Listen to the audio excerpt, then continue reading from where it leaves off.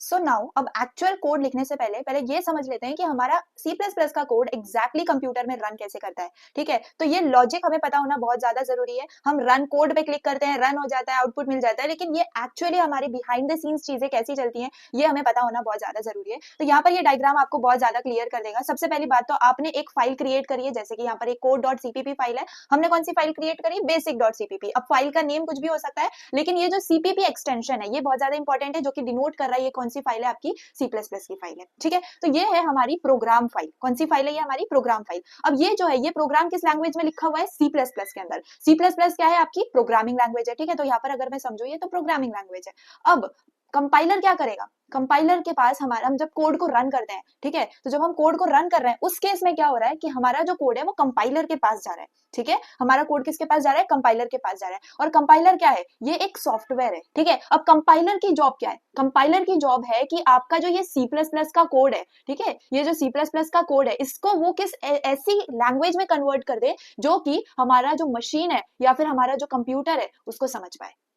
ठीक है, तो C++ को मशीन लैंग्वेज में कन्वर्ट करने का काम कौन करता है? हमारा कंपाइलर करता है। समझ में आ गई बात? तो कंपाइलर का काम क्या है? कंपाइलर का काम है आपकी C++ प्रोग्रामिंग लैंग्वेज को मशीन लैंग्वेज में कन्वर्ट करना, ताकि आपका कंप्यूटर उसको समझ पाए एंड उस हिसाब से आपको उसका आउटपुट मिल पाए। ठीक है, एंड अब यहाँ पर ये जो मशीन लैंग्वेज में कन्वर्ट होगा तो ऑब्वियसली इसको भी कहीं पर स्टोर होना पड़ेगा। तो ये कहां पर जाके स्टोर होता है? तो ये आपके एग्जीक्यूटेबल फाइल के अंदर जाके स्टोर होता है। समझ में आ गई बात? तो code.exe ये आपकी एक फाइल क्रिएट हो जाएगी। अब ये कोड नाम कुछ भी हो सकता है, ए भी हो सकता है, कुछ भी हो सकता है। तो ये exe फाइल, अब याद रखो ये जो फाइल है ये .exe आपकी होगी किसमें? विंडोज में। ओके, आपके अगर आप मैक वगैरह यूज कर रहे हो तो उस केस में आपके पास .out क्रिएट होता है। तो ये एक्सटेंशन है, आप जब मैक यूज कर रहे हो या फिर आप विंडोज यूज कर रहे हो तो आपको ये चीज याद रखनी है। एंड आपके कंप्यूटर के अंदर जब भी आप इस चीज को रन करोगे तो डायरेक्टली ये फाइल आपकी क्रिएट हो जाएगी एंड अभी हम देखेंगे भी। ठीक है, तो अगर आप विंडोज के अंदर हो तो .exe एक्सटेंशन से आपकी एग्जीक्यूटेबल फाइल क्रिएट होगी और मैक में हो तो .out से।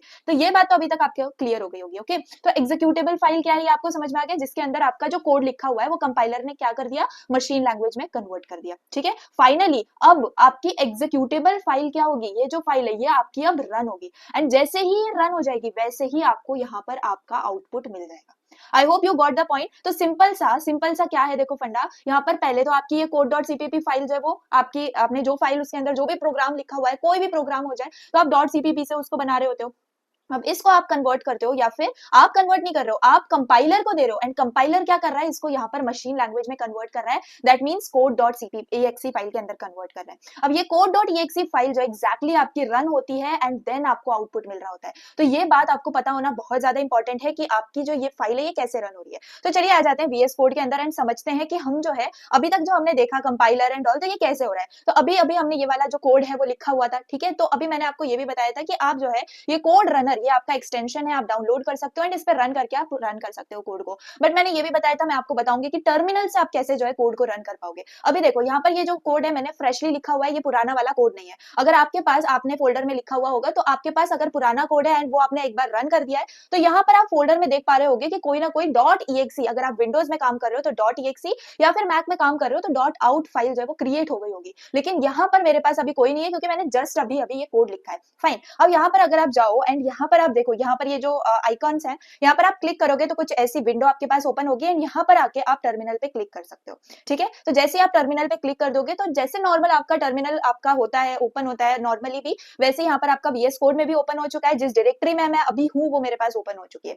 अब यहाँ पर हम एक एक स्टेप करेंगे, जैसे मैंने अभी आपको बताया था कि क्या होता है। सबसे पहले आपकी जो फाइल है, जैसे कि मेरे पास basic.cpp फाइल है, ये हम कंपाइलर को देते हैं एंड कंपाइलर क्या करता है? उसको .exe या फिर .out फाइल के अंदर कन्वर्ट कर देता है। तो बेसिकली यहाँ पर क्या होने वाला है, देखो मैं अगर यहाँ पर सिंपल सा लिखूं G++ एंड अब मैं लिखती हूँ अपनी फाइल का नाम जो कि है basic.cpp and as soon as I enter, तो आप यहाँ पर देख पा रहे होगे यहाँ पर मेरे पास a.exe करके एक फाइल क्रिएट हो गई है। अब इसे पे क्लिक करेंगे हम तो कुछ भी ओपन नहीं होगा because this is encoded version and ये हम पढ़ नहीं पाएंगे because it is either binary और समथिंग।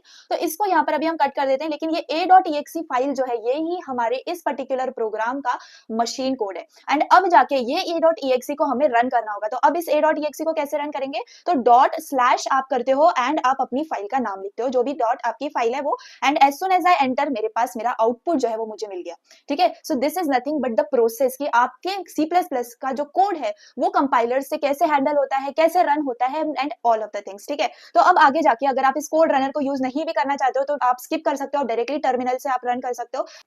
सिमिलरली आप एक और चीज भी कर सकते हो यहाँ पर, जैसे कि आप कंट्रोल शिफ्ट और पी अगर एंटर करोगे, like your control shift and P, तो आपके पास यहाँ पे ओपन हो जाएगा, and if you right and select default profile this thing, तो आपको यहाँ पे दिख जाएगा कमांड प्रॉम्प्ट है, गिट बैश है और पावर शेल है। तो इन तीनों में से जाके आप कोई भी आप सिलेक्ट कर सकते हो and it will work like a terminal. आपके अगर कंप्यूटर में गिट बैश इंस्टॉल होगा तो वो भी चल सकता है, पावर शेल भी हो सकता है, कमांड प्रॉम्प्ट भी हो सकता है। इट इज बेटर आप उसको सिंपल रखो, कमांड प्रॉम्प्ट से भी आप चीजें सही कर सकते हो एंड ऑल। तो अगर आपको किसी में भी एरर आ रहा है तो आप यहाँ पे शफल चीजें कर पा रहे होगे, ठीक है। तो याद रखो control plus shift plus P आपको यहाँ पर सिलेक्ट करना है एंड अपना टर्मिनल प्रोफाइल आप यहाँ पे सिलेक्ट कर सकते हो। अब यहाँ पर मैं आपको ये बता रही थी कि व्हाट इज द थिंग, यहाँ पर अगर आप कमांड प्रॉम्प्ट यूज कर रहे हो तो G++ आप जैसे कि यहाँ पर मेरे पास है basic.cpp फाइल, क्लियर। आपके पास अगर आपको अगेन यहाँ पर आप एंटर कर दोगे आपकी exe फाइल क्रिएट हो जाएगी जो कि ऑलरेडी क्रिएटेड है, ठीक है। अब यहाँ पर आप क्या कर सकते हो, अगर कमांड प्रॉम्प्ट में आपको डॉट स्लैश से अगर एरर आ रहा होगा तो सिंपली अब यहाँ पर आप a.exe लिख सकते हो। a.exe आप जैसे लिखोगे आपके पास यहाँ पे